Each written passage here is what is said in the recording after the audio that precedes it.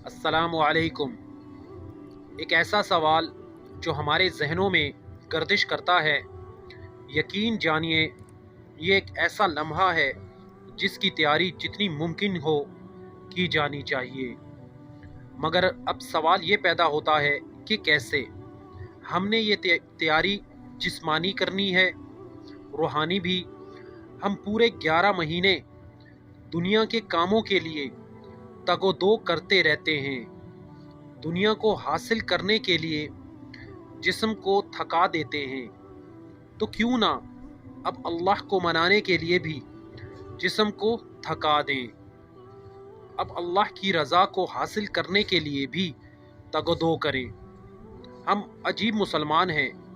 हम रमज़ान की तैयारी रमज़ान में करना चाहते हैं, मगर ईद की तैयारी आज से ही शुरू कर देते हैं।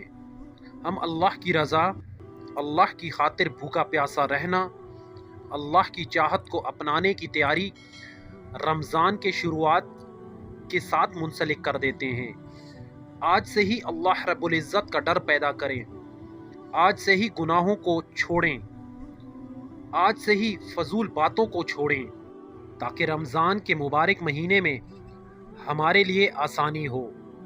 एक बख्शिश का मौका मिल रहा है, और बख्शिश किसी भाव से नहीं मिलती, ये सिर्फ बहाने से मिलती है।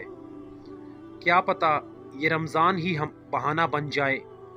अल्लाह ताला अमल करने की तौफीक अता फरमाए। आमीन या रब्बुल आलमीन। दोस्तों, ये वीडियो अच्छी लगी हो तो प्लीज़ शेयर ज़रूर कीजिएगा।